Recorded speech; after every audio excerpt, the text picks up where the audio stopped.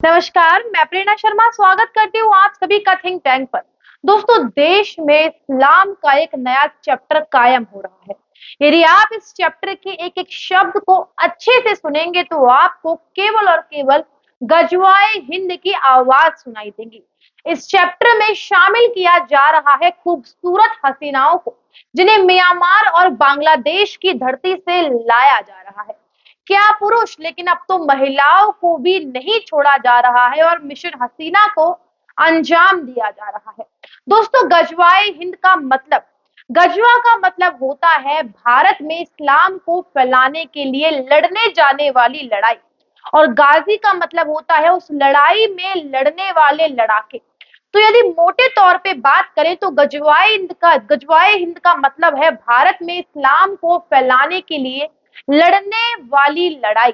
जो लड़ाई इस देश में जोर शोर से चल रही है, जिसे ध्यान से सुनने के बाद आपको केवल यही आवाज सुनाई देगी कि 2047 तक भारत को इस्लामिक राष्ट्र बनाना है।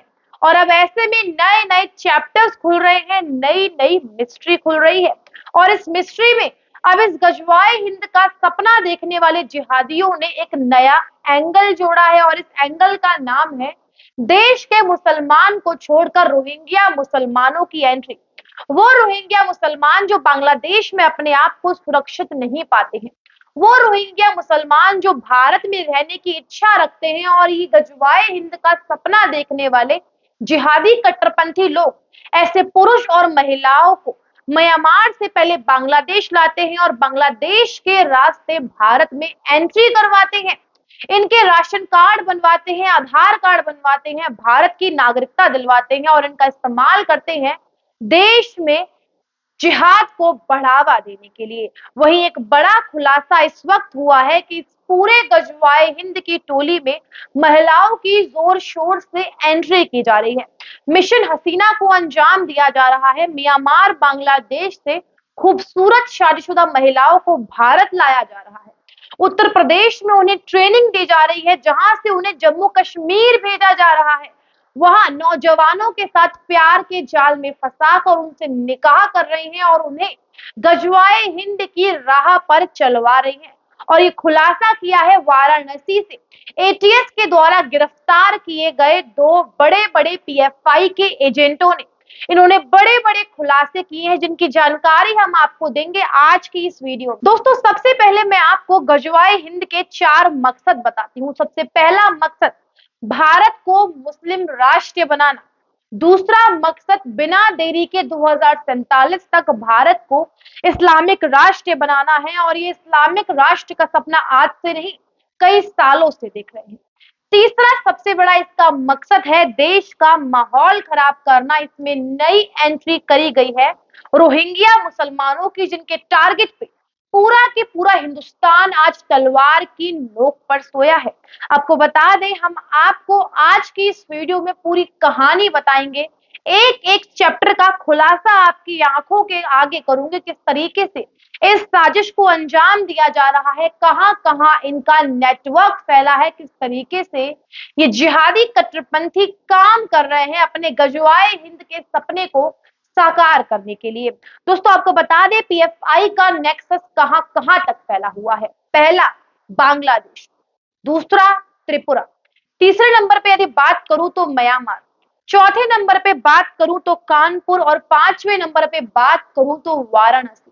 ये है पीएफआई का नेक्सस, वो पीएफआई जिसको बीजेपी ने 5 साल के लिए बैन कर दिया है। दोस्तों, 6 मई को 8 रोहिंग्याओं को कानपुर से गिरफ्तार किया गया एटीएस के द्वारा। वहीं दूसरी तरफ 7 तारीख की यदि बात करूं तो 7 तारीख को वाराणसी से पीएफआई के 2 एजेंट्स को गिरफ्तार किया गया, और रिमांड के दौरान उन दोनों ही एजेंटों ने, जिनका एक का नाम था परवेश अहमद और दूसरे का नाम है रईस अहमद, उन दोनों ने ऐसे चौंकाने वाले खुलासे किए हैं जिन्हें सुनकर आपके पैरों तले जमीन खिसक जाएगी। इनका नेटवर्क कहां तक है, और रिमांड के दौरान इनके खुलासे चौंकाने वाले थे। पुलिस सोर्स की माने तो इन्होंने पहला जो भयंकर खुलासा किया है वो है टारगेट रोहिंग्या, यानी कि इस बार हम सभी जानते हैं जिस तरीके से 2022 में 70 मुसलमान युवकों को भारत एजेंसियों के द्वारा, हमारी सुरक्षा एजेंसियों के द्वारा गिरफ्तार किया गया था और इन जिनकी जांच की गई थी।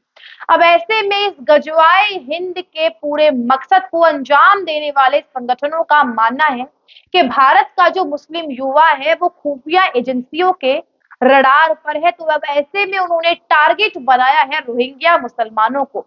दूसरा सबसे बड़ा खुलासा किया है, इसमें औरत और मर्द दोनों शामिल है। जिस मिशन हसीना के बारे में मैंने आपको बताया वो यही मिशन हसीना है जिसका खुलासा दोनों एजेंट परवेश अहमद और रईस अहमद ने किया है। तीसरा सबसे बड़ा चौंकाने वाला खुलासा, चुनावों के लिए रोहिंग्या कैंप बनाने की तैयारी हो रही थी। चौथा खुलासा, यूपी में 250 रोहिंग्या कैंप तैयार किए जा रहे थे। ये इतने बड़े बड़े खुलासे किए हैं इन पीएफआई के एजेंटों ने जिन्हें गिरफ्तार किया गया है एटीएस के द्वारा। अपने गजवाए हिंद के सपने को पूरा करने के लिए ये सारे जिहादी लोग अब दांव खेल रहे हैं रोहिंग्या मुसलमानों के ऊपर, क्योंकि इन्हें अब मुस्लिम युवा जो भारत का है उससे डर है, क्योंकि वो सुरक्षा एजेंसियों की जांच की आंच में शामिल हो चुके हैं। और इन सब बातों का खुलासा कैसे हुआ, कैसे पुलिस को सोर्स मिला और कैसे पुलिस को पता चला कि आखिरकार वाराणसी और कानपुर में पीएफआई के एजेंट सक्रिय हो चुके हैं। दोस्तों, त्रिपुरा के सुबीश सप्तकार नाम के एक व्यक्ति ने खुलासा किया है कि उससे बांग्लादेश के द्वारा कुछ लोगों ने डिमांड की थी कि उन्हें रोहिंग्या मुसलमान चाहिए, उन्हें बांग्लादेश और म्यांमार से लड़कियां और लड़के दोनों चाहिए ताकि भारत में वो अपने गजवाए हिंद के सपने को साकार कर सके, जिसकी जानकारी सुबीर सप्तकार ने एटीएस को दी थी। जिसके बाद एटीएस ने ये पूरा चौंकाने वाला ऑपरेशन किया। आपको बता दें, इनका प्लान था भारत में एक स्लीपर सेल बनाना और स्लीपर सेल की तरह काम करना। गजवाए हिंद की साजिश की यदि बात करें तो 23 मार्च 2023 को एनआईए ने 3 राज्यों के 7 ठिकानों पर छापा मारा था। 23 मार्च 2023 को महाराष्ट्र के 3, गुजरात के 3 और एमपी के 1 ठिकाने पर छापा मारा गया था। 22 जुलाई 2022 को बिहार के फुलवारी शरीफ में पीएफआई के ठिकानों पर रेड पड़ी थी भारत की सुरक्षा एजेंसियों के द्वारा। गजवाए हिंद की साजिश के तहत 22 जुलाई 2022 को मोतिहारी में पीएफआई से संबंध रखने के आरोप में एक व्यक्ति की गिरफ्तारी हुई थी। आप देखिए किस तरीके से ये पूरी चेन चलती जा रही है। 22 जुलाई 2022 को आरोपी के पास से गजवाए हिंद से जुड़े आपत्तिजनक सामान मिले थे, जिस व्यक्ति को मोतिहारी से गिरफ्तार किया गया था। और ये मॉड्यूल केवल यहाँ तक सीमित नहीं है। क्या उत्तर प्रदेश, क्या मध्य प्रदेश, गुजरात के अहमदाबाद से भी अलकायदा जैसे संगठन के 4 आतंकवादियों को गिरफ्तार किया गया, जिनके तार भी रोहिंग्या मुसलमान से जोड़े जा रहे थे। मोहम्मद शोजिब, ये भी बांग्लादेशी, मुन्ना खालिद अंसारी, ये भी बांग्लादेशी, अजरहुल इस्लाम अंसारी, ये भी बांग्लादेशी, मोमिनुल अंसारी, ये भी बांग्लादेशी। और ये चारों आतंकवादी पाकिस्तानी संगठन, आतंकवादी संगठन अलकायदा से जुड़े हुए थे और चारों की चारों आतंकवादी बांग्लादेशी थे। और ये अलकायदा के इंडिया मॉड्यूल का अब तक का सबसे बड़ा खुलासा था।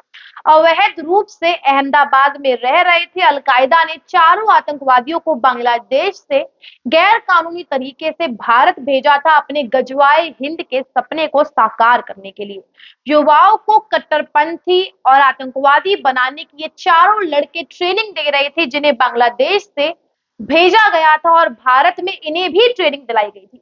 बांग्लादेश में बैठे इनके आका शरीफुल इस्लाम दे रहा था इन्हें निर्देश, यानी कि बांग्लादेश में बैठा एक व्यक्ति इन सभी लोगों को आदेश दे रहा है और भारत को गजवाए हिंद बनाने की पूरी साजिश चल रही है। मिशन हसीना की बात मैंने आपको बताई। शादीशुदा महिलाओं को बांग्लादेश से भारत लाया जाता है, सुंदर महिलाओं को चुना जाता है जो आसानी से किसी को भी अपने जाल में फंसा सकती हैं, जिनके जरिए उन्हें यूपी लाकर उन्हें ट्रेनिंग दी जाती है इस्लाम की, जिन्हें गजवाए हिंद की ट्रेनिंग दी जाती है। उन्हें बकायदा जिहाद सिखाया जाता है, बोलचाल की भाषा, रहने का तरीका, पहनने का तरीका, सारे तरीके उनके बदले जाते हैं। 1 महीने बाद उन महिलाओं को जम्मू भेज दिया जाता है, जहां पर वो अमीर लड़कों को फंसाकर उनसे निकाह करती हैं और उनसे पैसे ऐंठती हैं और उन्हें कट्टरपंथी जिहादी में कन्वर्ट कर देती हैं। ऐसी 4 महिलाओं के नामों का खुलासा किया है उन दोनों पीएफआई के एजेंट ने। उसका नाम है परवेश अहमद और दूसरे का नाम है रईस अहमद।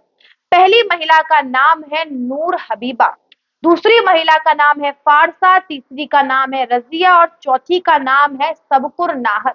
ये 4 ऐसी महिलाएं हैं जो चारों शादीशुदा हैं, बांग्लादेश से लाई गई हैं, रोहिंग्या मुसलमान हैं और इनकी गरीबी के चलते, इनकी मजबूरी के चलते इन्हें लालच दिया जाता है, नौकरी का लालच दिया जाता है, तमाम तरीके के लालच देके इन्हें भारत ले जाया जाता है। और आज भी इतनी बड़ी-बड़ी खबरें सुनने के बाद हमारी सुरक्षा एजेंसियां नहीं जागती हैं, हमारी सुरक्षा एजेंसियां कुछ नहीं करती हैं, तो भारत एक बहुत बड़े खतरे में है।